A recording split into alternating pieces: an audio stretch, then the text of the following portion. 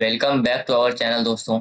मेरा नाम है दिलसाद एंड आज हम लोग आज से स्टार्ट करने वाले हैं एसएससी जीडी 2025 के लिए जीके जीएस का क्लास। और ये होने वाला है हम लोगों का डे 1। और इसमें हम लोग जो प्रीवियस ईयर क्वेश्चंस होंगे उन्हीं को हम लोग डिस्कस करेंगे। ठीक है, तो आपको पता होगा प्रीवियस ईयर क्वेश्चंस ही एग्जाम में पूछे जाते हैं और उन्हीं को हम लोग यहाँ डिस्कस करने वाले हैं। तो सबसे पहले मैं बता देता हूँ कैसे कैसे होगा। 2000 हम लोग पहले जो 2024 में जितने भी प्रीवियस ईयर क्वेश्चन पूछे गए हैं जीके जीएस के, हम लोग उसको डिस्कस करेंगे। ठीक है, उसके बाद जैसे ये 2024 कंप्लीट हो जाएगा देन फिर हम लोग 2023 का डिस्कस करेंगे। और उसके बाद जैसे ये 2023 का कंप्लीट हो जाएगा उसके बाद हम लोग 2022 का डिस्कस करेंगे। मतलब बेसिकली कहने का बात है मतलब है कि इस चैनल पे हम लोग बस PYQ ही डिस्कस करेंगे और इसी के थ्रू हम लोग अपने जीएस पार्ट को जीके जीएस पार्ट को कंप्लीट करने वाले हैं।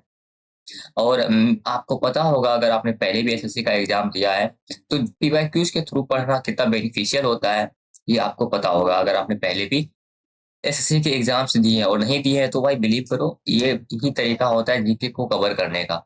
आप बस प्रीवियस ईयर करके जाओ, आपका इतना है कि मतलब 20 क्वेश्चन में से 15 क्वेश्चन तो आराम से आप अटेम्प्ट कर लोगे। आराम से अगर आप अच्छे से अगर हर प्रीवियस ईयर क्वेश्चन को रट लेते हो, हर प्रीवियस ईयर क्वेश्चन को आप याद कर लेते हो तो इससे आगे भी अच्छा सा स्कोर कर सकते हो। एंड जीके में इतना स्कोर करना बहुत ही थोड़ा सा अच्छा स्कोर माना जाता है।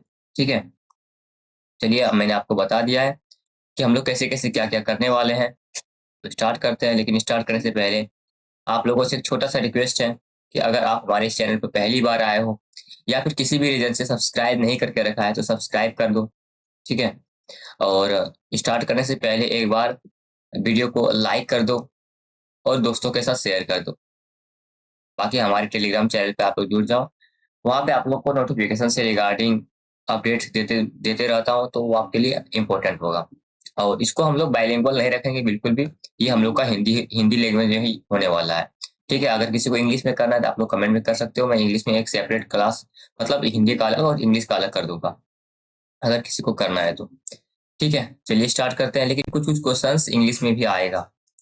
The first economic census of India was conducted through the country except Lakshadweep during dash in collaboration with the state union territory।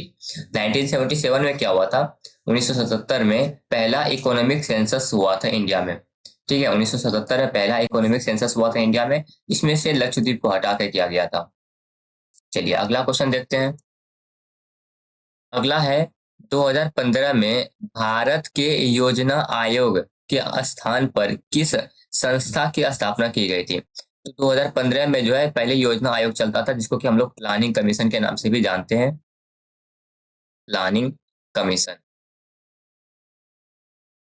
तो प्लानिंग कमीशन को हटा के 2015 में उसकी जगह नीति आयोग ले आया गया था। ठीक है, चलिए अगला क्वेश्चन। अगला है open network for digital commerce ONDC is initiative by. तो ONDC जो है ये ओपन नेटवर्क डिजिटल कॉमर्स जो है ONDC ये किसके द्वारा स्टार्ट किया गया था? Department of for promotion of industry and internal trade. किसके द्वारा स्टार्ट किया गया था ONDC को? Department for promotion of industry and internal trade. है ना, हो सकता है कि थोड़ा सा आवाज में प्रॉब्लम आए क्योंकि कोल्ड हो रखा है इसीलिए थोड़ा सा प्रॉब्लम है। ठीक है, जब मेंडलीफ ने अपना कार्य आरंभ किया उस समय कितने तत्व ज्ञात थे? तो उस समय कुल 63 तत्व ज्ञात थे जब मेंडलीव ने अपना कार्य आरंभ किया। अगला है आपका 23 मई 2023 को भारतीय प्रतिस्पर्धा आयोग competition commission of India CCI में अध्यक्ष के रूप में किसने पद संभाला था? ये तो आपका करंट अफेयर का क्वेश्चन हो सकता है, हो जाता है, इसको आप लोग इग्नोर भी मार सकते हो, लेकिन ध्यान रख लेना कि रवनीत कौर थे 2023 को CCI के अध्यक्ष। ना चलिए अगला क्वेश्चन देखते हैं हम लोग। अगला है एथलेटिक्स में IAAF विश्व चैंपियनशिप डैश से पूरी तरह से एक पेशेवर प्रतियोगिता बन गई 1997 में। एथलेटिक्स में IAAF विश्व चैंपियनशिप 1997 में पूरी तरह से एक पेशेवर प्रतियोगिता बन गई।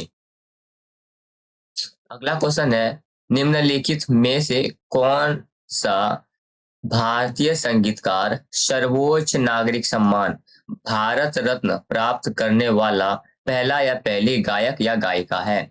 तो एम एस सुब्बलक्ष्मी को सबसे पहले भारत रत्न मिला था। M S Subbulakshmi.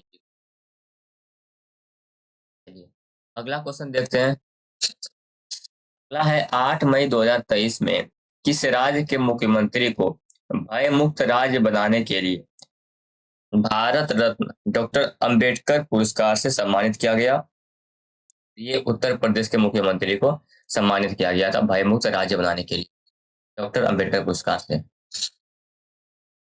अगला क्वेश्चन है, सत्य शोधक समाज के संस्थापक कौन थे? तो ज्योतिराव फूले जी जो है वो सत्य शोधक समाज के संस्थापक थे, ज्योतिराव फूले जी, ध्यान रखिएगा। पंडित बिरजू महाराज एक भारतीय नर्तक, संगीतकार, गायक और भारत में कथक नृत्य के डैश कालका बिंदादीन घराने के प्रतिपादक थे। ये लखनऊ घराने के प्रतिपादक थे पंडित बिरजू महाराज। घराने से संबंधित है, लखनऊ घराने से संबंधित है पंडित बिरजू महाराज। न्यायाधीश को हटाए जाने के संबंध में नीचे दिए गए कथन को पूरा कीजिए। भारतीय संविधान में न्यायाधीश को हटाने के लिए बहुत कठिन प्रक्रिया निर्धारित करता है। भारतीय संविधान में न्यायाधीश को हटाने के लिए बहुत कठिन प्रक्रिया निर्धारित करता है। अगला क्वेश्चन है, रंगास्वामी कप का संबंध डैश खेल से है? तो रंगास्वामी कप जो है वो हॉकी से संबंधित है। रंगास्वामी कप किससे संबंधित है? हॉकी से संबंधित है, ध्यान रखिएगा। भारतीय संविधान के भाग 4A के अनुसार यदि माता पिता या संरक्षक है डैश वर्ष तक की आयु वाले अपने यथास्थिति बालक या प्रतिपाल्य के लिए शिक्षा का अवसर प्रदान करे। तो देखो, भारतीय संविधान के 4A में क्या है? फंडामेंटल ड्यूटी है, जिसमें कि 6 से 14 साल के बच्चों को जो है 6 से 14 साल के बच्चों को शिक्षा का अवसर प्रदान करने का के बारे में बोला गया है। कितने साल के बच्चों को? 6 से 14 साल के बच्चों। बैडमिंटन के संबंध में निम्नलिखित में से कौन सा कथन सही है?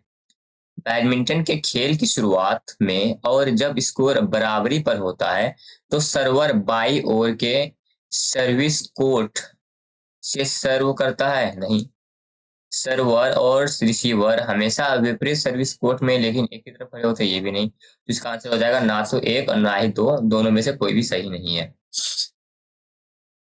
अगला क्वेश्चन देखते हैं, dash is the most commonly used measure for money supply? Money supply को नापने के लिए सबसे कॉमन मेजर कौन सा है? तो M3 है। मनी सप्लाई को नापने के लिए कॉमन मेजर कौन सा है? M3 है। अगला क्वेश्चन, महिला आरक्षण विधेयक 2023 के अनुसार लोकसभा और राज्य विधानसभाओं में महिलाओं के लिए कितनी सीटें आरक्षित है? तो लगभग वन थर्ड सीटें आरक्षित है महिलाओं के लिए। कहाँ? विधानसभाओं में। अगला क्वेश्चन है, किस भारतीय नृत्य कलाकार ने 2018 में ओडिसी नृत्य के लिए संगीत नाटक अकादमी पुरस्कार जीता? तो सुरूपा सेन जी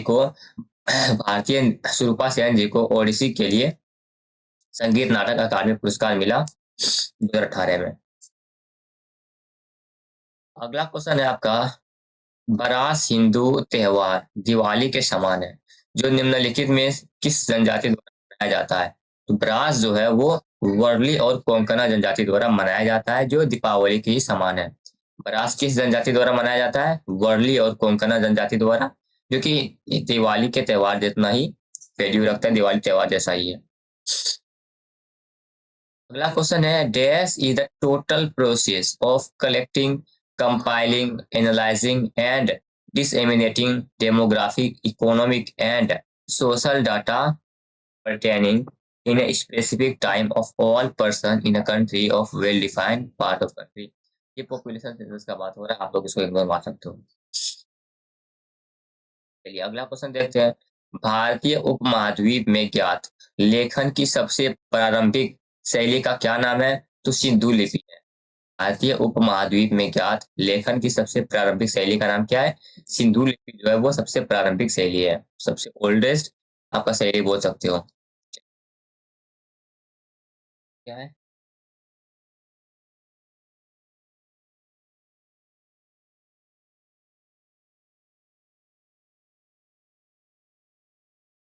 अगला देखते हैं, स्वतंत्रता के बाद भारत ने प्रथम प्रधानमंत्री जवाहरलाल नेहरू के डैश के प्रभाव में 1951 में अपनी पहली पंचवर्षीय योजना 5 ईयर प्लान लॉन्च की। तो ये समाजवादी प्रभाव में। स्वतंत्रता के बाद भारत ने प्रथम प्रधानमंत्री जवाहरलाल नेहरू के समाजवादी प्रभाव में 1951 में अपनी पहली पंचवर्षीय योजना लॉन्च की।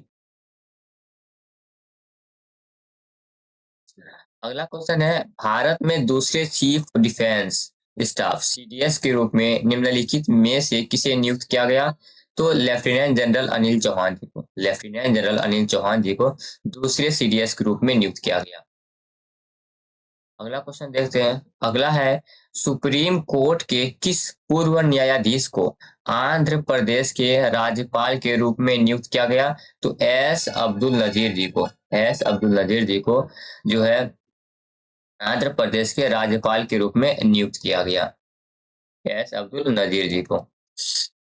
अगला क्वेश्चन है, संगीत नाटक अकादमी संगीत, नृत्य और नाटक के लिए भारत की राष्ट्रीय अकादमी है।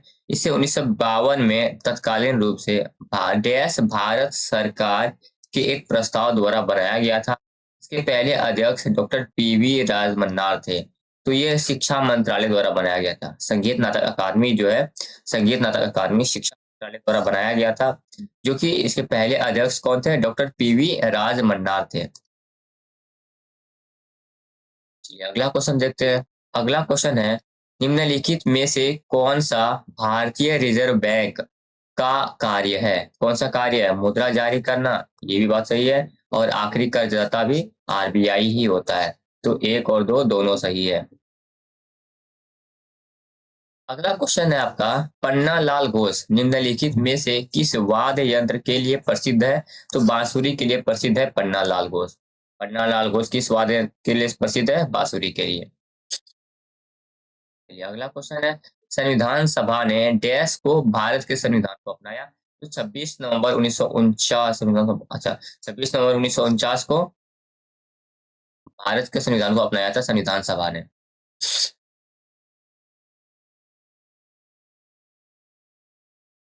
अगला क्वेश्चन है, the loudness of sound is measured in which unit?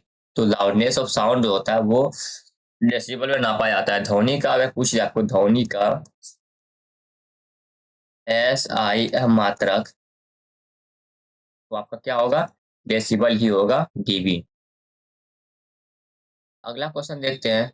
अगला क्वेश्चन है, प्रसिद्ध पुस्तक अर्थशास्त्र हमें बताती है कि मौर्य काल के दौरान उत्तर पश्चिमी कंबलों और डैश अपने सोने और कीमती पत्थरों के लिए महत्वपूर्ण था। तो प्रसिद्ध पुस्तक अर्थशास्त्र हमें बताती है कि मौर्य काल के दौरान उत्तर पश्चिमी कंबलों और दक्षिण भारत अपने सोने और कीमती पत्थरों के लिए महत्वपूर्ण है। अर्थशास्त्र लिखा किसने है? तो कौटिल्य या फिर विष्णुगुप्त ने लिखा है। तो चाणक्य भी बोलते हैं। चलिए अगला क्वेश्चन है आपका। अगला है, भारत के निम्नलिखित में से किस राज्य में बोनालू पर्व मनाया जाता है? तो बोनालू पर्व कहाँ का है? तेलंगाना का है। बोनालू पर्व आपका कहाँ मनाया जाता है? तेलंगाना में बोनालू पर्व मनाया जाता है। अगला क्वेश्चन, जनगणना 2011 के अनुसार निम्नलिखित में से किस राज्य में महिला साक्षरता दर सबसे अधिक है? तो केरल में महिला साक्षरता दर सबसे अधिक है। सबसे कम पूछ ले तो ध्यान रखना है, बिहार में सबसे कम है। अमृतसर की संधि पर किस वर्ष हस्ताक्षर किए गए थे? तो 1809 में अमृतसर की संधि पर हस्ताक्षर किए गए थे। कब? 1809 में अमृतसर की संधि पर हस्ताक्षर किए गए थे। हर वर्ष अगस्त के दूसरे शनिवार को अलापुझा के पास आयोजित की जाने वाली नेहरू ट्रॉफी प्रतियोगिता आपका नौका दौड़ श्रेणी में सबसे अधिक प्रतिस्पर्धा और लोकप्रिय है। किस श्रेणी में? नौकादौड़ श्रेणी में सबसे अधिक प्रतिस्पर्धा और लोकप्रिय है कहाँ? हर अगस्त के दूसरे शनिवार को अल्पुझा के पास। कहाँ? अल्पुझा के पास। चलिए अगला क्वेश्चन है आपका, निम्नलिखित में से किस शब्द का संबंध क्रिकेट से नहीं है? तो ईगल और बास्केट दोनों ही क्रिकेट से संबंधित नहीं है। ठीक है, तो एक और दोनों जो है क्रिकेट से संबंधित नहीं है, ना तो ईगल क्रिकेट से संबंधित है और ना ही बास्केट क्रिकेट से संबंधित। अगेन ये करंट अफेयर का क्वेश्चन है। जून 2023 में महिला उद्यमियों को सशक्त बनाने की दिशा में DAYNULM के साथ साझेदारी की। किसने?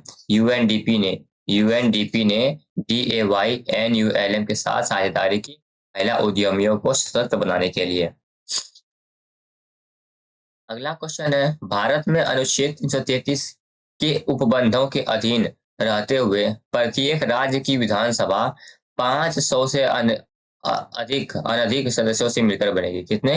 500 से अनधिक सदस्यों से मिलकर बनेगी, ऐसा अनुच्छेद 333 में लिखा हुआ है। भारतीय खिलाड़ी लिएंडर पेस कौन से खेल से संबंधित है? तो लिएंडर पेस जो है लॉन टेनिस से संबंधित है। लिएंडर पेस लॉन टेनिस से संबंधित है। यहाँ पर ल से लिएंडर, ल से लॉन, इस तरह याद रख सकते हो। लिएंडर टेनिस लॉन टेनिस से संबंधित है। लॉन टेनिस से संबंधित है। भारत सरकार द्वारा आयोजित सामाजिक, आर्थिक और जाति जनगणना 2011 के अभावों को मापने के लिए निम्नलिखित में से कौन सा मानदंड नहीं है?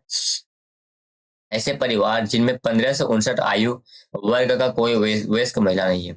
ऐसे परिवार जिनमें कोई सक्षम सदस्य नहीं है, दिव्यांग सदस्यों वाले परिवार, या ऐसे घर जिनमें केवल एक कमरा और एक कोई ठोस दीवार और छत नहीं है।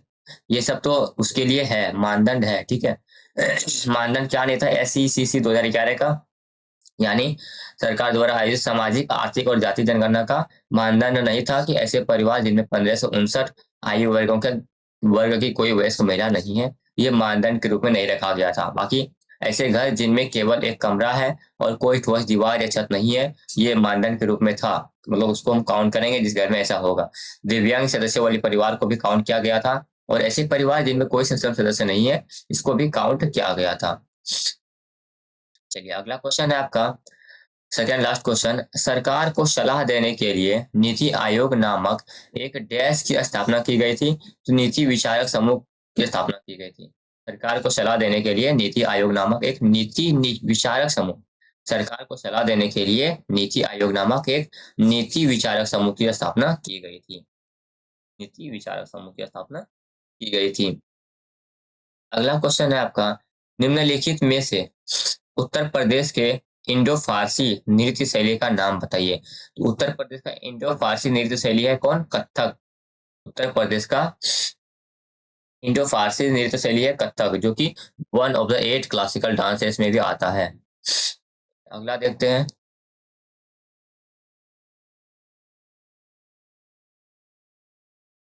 बेसिकली मैं कर क्या रहा हूँ ना, एक दिन में जितने भी सेट हुए थे, एक दिन में कुल 4 सेट हुए हैं। उन चारों सेट को हम लोग यहाँ पे कर रहे हैं। ठीक है, तो 2 सेट हम लोगों ने कर लिया है और 2 सेट बाकी है, उसको भी हम लोग कर लेते हैं। अब अगर आप लोग यहाँ तक देख रहे हो तो लाइक कर देना, ठीक है, अगर लाइक नहीं की हो।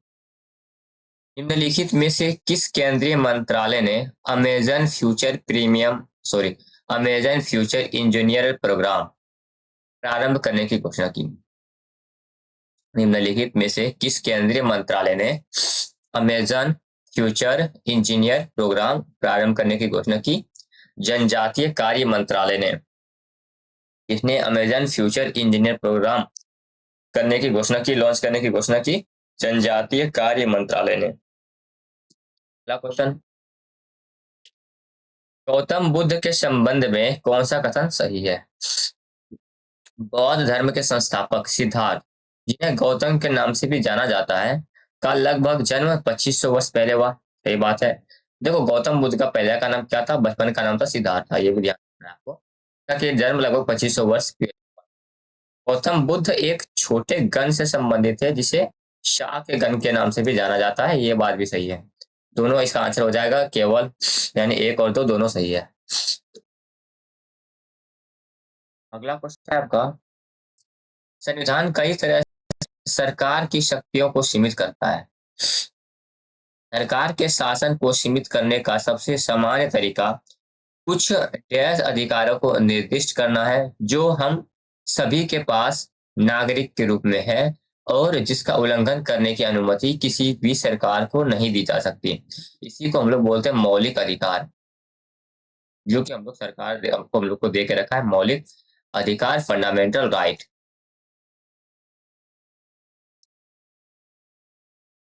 फंडामेंटल राइट जो कि हम लोगों के भाग 3 यानी पार्ट 3 में अनुच्छेद आर्टिकल 12 से 35 तक में है। ठीक है, इसमें की सरकार हम लोग से ये कभी भी हमारे मौलिक अधिकार नहीं छीन सकती। Gandhi Irwin pact, Gandhi Irwin समझौता किस वर्ष किया गया था हस्ताक्षर? 1931 में हुआ था गांधी इरविन पैक्ट, और 1932 में इसके बाद ही आपका सेकेंड राउंड टेबल कॉन्फ्रेंस हुआ था, द्वितीय गोलमेज सम्मेलन, जिसमें कि गांधी जी ने भाग लिया था कांग्रेस का प्रतिनिधित्व बन के। मूल्यह्रास के संबंध में निम्नलिखित में से कौन सा कथन सही है? मूल्यह्रास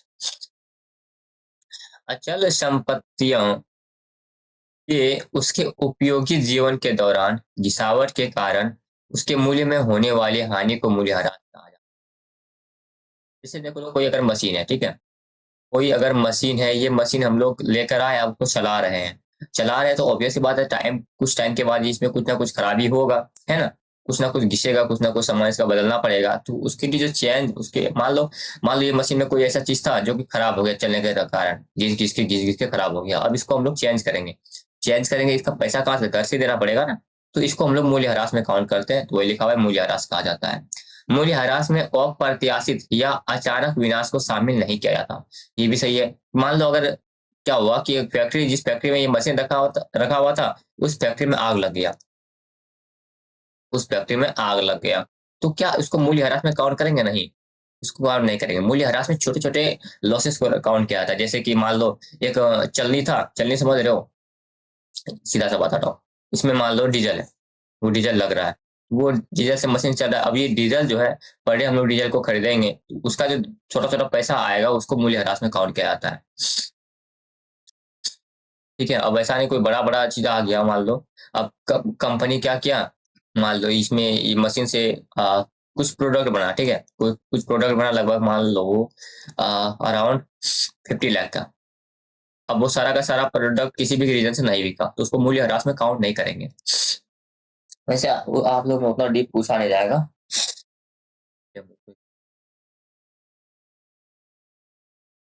चलिए,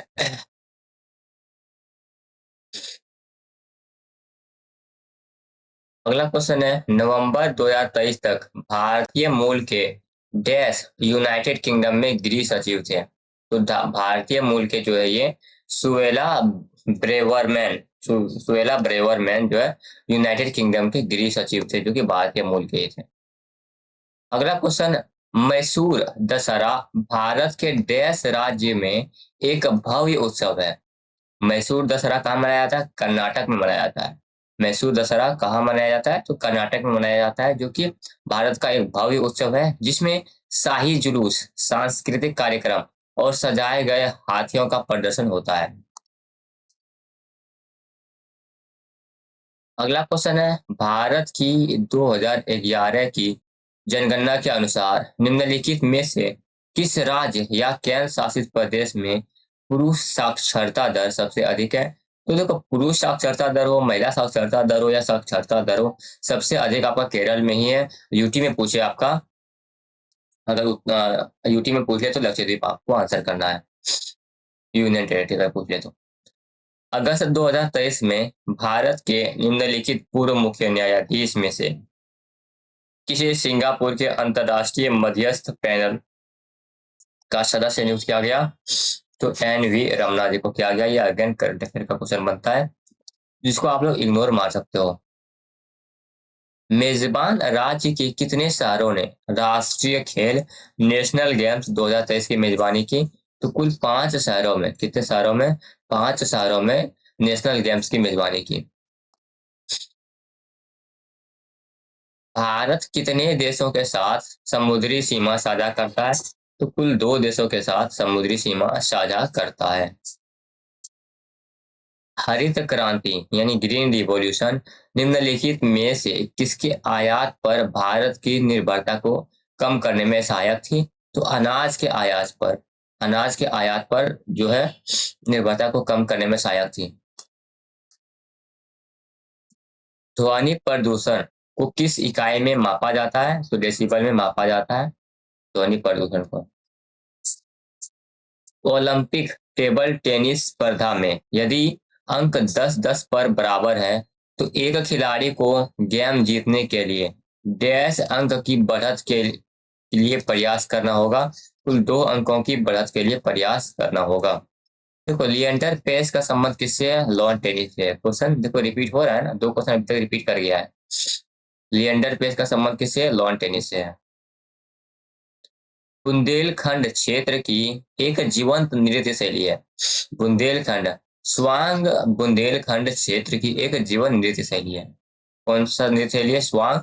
स्वांग जो है वो बुंदेलखंड क्षेत्र की एक जीवंत नृत्य शैली है। इसका प्रदर्शन मृदंग की थाप से शुरू होता है और धीरे धीरे गद्य और काव्यात्मक संवादों के साथ गति पकड़ता है। अगला है इंटरनेशनल शूटिंग स्पोर्ट फेडरेशन विश्व cup. International shooting sport federation world cup 2022 कहाँ आयोजित किया गया था? ये काहिरा मिस्र में आयोजित किया गया था। कहाँ पे? International shooting sport federation world cup 2022 आपका काहिरा मिस्र में आयोजित किया गया था। भारत की निम्नलिखित में से किस पंचवर्षीय योजना के अंत में देश में 5 IIT स्थापित किए गए थे? तो ये पहली पंचवर्षीय योजना के अंत में ही देश में कुल 5 IIT को स्टेब्लिश किया गया था। उस्ताद बिंदा खान का संबंध निम्नलिखित में से किस वाद्य यंत्र से है? तो उस्ताद बिंदा खान जो है चारंगी वादक है। उस्ताद बिंदा खान किससे संबंधित है? सारंगी वादक है। अगला क्वेश्चन है ये आपका करंट अफेयर का है। अगस्त 2023 में केंद्र सरकार ने कैबिनेट सचिव राजीव गौबा को डैश का अतिरिक्त कार्यकाल दिया जिसे वह भारत के इतिहास में सबसे लंबे समय तक सेवानिवृत्त में रहने वाले कैबिनेट सचिव बन गए। तो कुल 1 वर्ष का अतिरिक्त कार्यकाल दिया गया था। चलिए यहाँ पे ये कंप्लीट होता है सेट थर्ड और हम लोग अब सेट फोर्थ लगाने वाले हैं जो कि लास्ट सेट होने वाला है।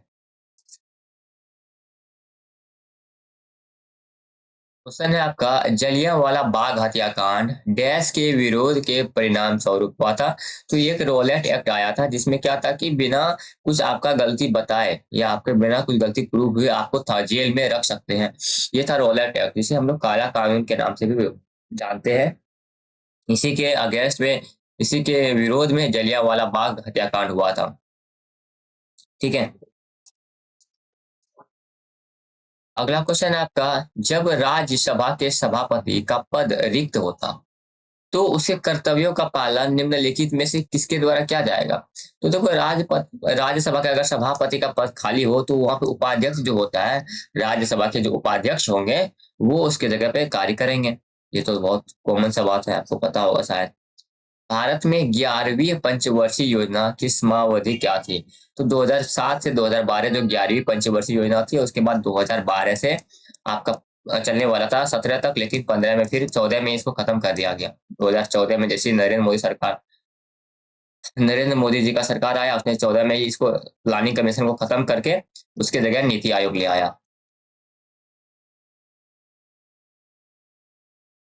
चलिए अगला क्वेश्चन है आपका। अगला है आपका बैंकिंग विनियमन अधिनियम कब पारित किया गया था? तो 1949 में पारित किया गया था बैंकिंग विनियमन अधिनियम। इसी के तहत तो आपका जो है RBI को नेशनलाइज किया गया था। आगा खान कप का संबंध किससे संबंधित है? तो ये हॉकी से संबंधित है। आगा खान कप किससे संबंधित है? हॉकी से। भारत में किस धर्म का की जनसंख्या बहुसंख्यक है? तो हिंदू धर्म की जनसंख्या जो है सबसे ज्यादा है भारत में। जून 2023 में निम्नलिखित में से किसे स्पिनोजा पुरस्कार जिसे कभी कभी डच नोबेल पुरस्कार भी कहा जाता है सम्मानित किया गया था? ज्योति गुप्ता जी को। अगर करंट अफेयर का क्वेश्चन है तो इसमें इसको भाव देना नहीं है। 2011 की जनगणना के अनुसार निम्नलिखित में से कौन सा भारत का सबसे कम आबादी वाला राज्य है? तो सिक्किम जो है वो भारत का सबसे कम आबादी वाला राज्य है। भारतीय संविधान के निम्नलिखित में से कौन से भाग का संबंध राज्य के नीति निर्देशक सिद्धांत यानी डीपीएसपी से संबंधित है? तो डीपीएसपी किसमें है? भाग 4 में है। 4A में आपका फंडामेंटल ड्यूटीज है, FB है यानी मौलिक कर्तव्य। भाग 3 में कौन है मैं बता ही देता हूँ। भाग 3 में आपका फंडामेंटल राइट है, मौलिक अधिकार है। भाग 1 में आपका इंडिया एंड यूनियन टेरिटरी है और भाग 2 में आपका सिटीजनशिप यानी नागरिकता है। किसी भी टेनिस खेल में यदि दोनों खिलाड़ी एक खेल में 3-3 अंक जीतते हैं अर्थात स्कोर 40-40 हो तो इसे क्या कहा जाता है? इसे ड्यूस कहा जाता है। किसी भी टेनिस खेल में अगर खिलाड़ी का एक एक किसी भी टेनिस क्या बोल रहा हूँ, किसी भी टेनिस खेल में यदि खिलाड़ी एक खेल में 3-3 अंक जीतते हैं यानी कि स्कोर जो 40-40 हो इसे ड्यूस कहा जाता है। अगला क्वेश्चन है आपका 1866 में एक अंग्रेज वैज्ञानिक जॉन न्यूलैंड्स ने तत्कालीन ज्ञात तत्वों को बढ़ते परमाणु द्रव्यमान के क्रम में व्यवस्थित किया। जॉन न्यूलैंड्स ने तत्काल जितने भी ज्ञात तत्व थे उसको बढ़ते परमाणु द्रव्यमान के क्रम में व्यवस्थित किया, जिसे न्यूलैंड्स का अष्टक का नियम भी कहा जाता है। ठीक है, न्यूलैंड का अष्टक का नियम भी उसे कहा जाता है। हॉर्निबल फेस्टिवल निम्नलिखित में से कौन सी मूल जनजातियां अपने सांस्कृतिक और परंपराओं का प्रदर्शन करती है? तो ये नागा जो जनजाति है वही मनाती है हॉर्निबल फेस्टिवल को। अगला क्वेश्चन है मुंडारी नृत्य का संबंध किस राज्य से है? झारखंड से संबंधित है मुंडारी नृत्य।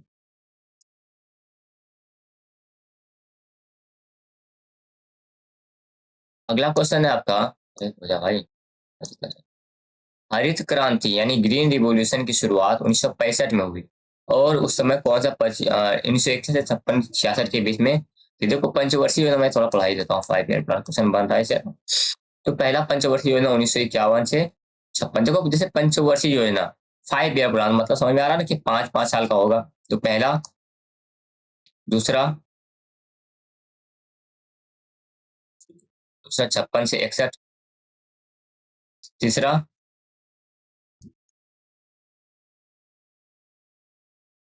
उसके बाद 3 साल का गैप मिला था जिसको कि प्लानिंग प्लानिंग कमीशन बोलते हैं, उसको कौन सा प्लान हॉलीडेज बोलते हैं। 3 साल का गैप मिला था। ठीक है, मतलब 67, 68 और 69 में कोई प्लानिंग कमीशन नहीं आया था ड्यू टू इसमें मार वार हो रहा था तो थोड़ा थोड़ा मतलब सेकेंड वर्ल्ड वॉर चल रहा था। और और फिर सेकेंड वर्ल्ड वॉर ये हम लोग के साथ चाइना के साथ वॉर हो रहा था उस टाइम। ठीक है, और पाकिस्तान के साथ, तो इसीलिए यहाँ पे तीनों हॉलीडे लिया गया था। हालांकि आपको वहां नहीं जाना है, यहाँ क्वेश्चन पूछा है कि 1965 में हुई उस टाइम में कौन सा पंचवर्षीय योजना चल रहा था? तो तीसरा पंचवर्षीय योजना चल रहा था, ये पूछा है आपसे।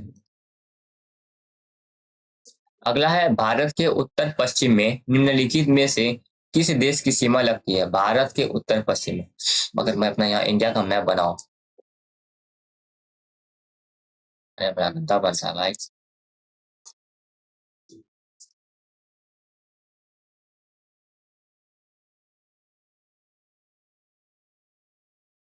बन गया ना। चलो, अब यहाँ उत्तर और पश्चिम, ये आपको पता है उत्तर है, ये आपको पता है पश्चिम है। भारत को उत्तर और पश्चिम में कौन सा सीमा लगता है? तो इधर कौन सा है? एक तो इधर आपका अफगानिस्तान वाला एरिया यहाँ पे पड़ जाएगा, यहाँ पे पाकिस्तान वाला पड़ जाएगा, तो अफगानिस्तान और पाकिस्तान। निम्नलिखित में से कौन सा मौर्यकालीन शिलालेख वर्तमान भारत में स्थित नहीं है? तो कंधार जो है वो वर्तमान के भारत में स्थित नहीं है। अगला क्वेश्चन है आपका, किस भारतीय नृत्य कलाकार ने छऊ नृत्य के लिए 2018 में संगीत नाटक अकादमी पुरस्कार जीता? तो ये तपन कुमार पटनायक को मिला था छऊ के लिए 2018 में संगीत नाटक अकादमी पुरस्कार। 2026 में 2026 एशियाई खेलों की मेजबानी निम्नलिखित में से कौन सा देश करेगा? जापान करेगा 2026 का एशियाई खेलों का मेजबानी। चलिए second last question, Pandit Ravishankar किस वाद्य यंत्र से संबंधित है? तो सितार से संबंधित है पंडित रविशंकर। और ये रहा लास्ट क्वेश्चन जो कि अगेन आपका किससे करंट अफेयर से है। 2023 में कृषि और किसान कल्याण मंत्रालय ने पीएम किसान artificial intelligence chatbot dash launch किया, जो किसानों को पीएम किसान योजना से संबंधित उनकी शिकायतों के लिए एक ही जगह पर समाधान करेगा। इसका नाम है किसान ई मित्र। ठीक है, तो यहाँ पे हम लोग आज से रोकते हैं इस क्लास को। आज हम लोगों ने कुल 4 सेट लगाए और इसी तरह हम लोग हर दिन 4-4 सेट लगाएंगे। और इसी तरह हम लोग सबसे पहले 2024 का, फिर 23 का, फिर 22 का, फिर 21 का कंप्लीट करेंगे। और इतना करने के बाद आई थिंक 4 साल का अगर हम लोग प्रीवियस ईयर कर लेते हैं तो समझ लो कि बहुत सारा क्वेश्चन हो जाएगा हम लोग के पास, और उससे हम लोग आराम से स्कोर कर लेंगे अपना जीके, अपना जीडी में। ठीक है, तो चलिए, अगर आपने सब्सक्राइब नहीं कर रखा है तो सब्सक्राइब करके रख लेना अगर आप लोग जीडी का एग्जाम देने वाले हो तो। और लाइक अगर अभी तक नहीं किया हो तो लाइक कर देना, दोस्तों के साथ एक बार शेयर कर दो।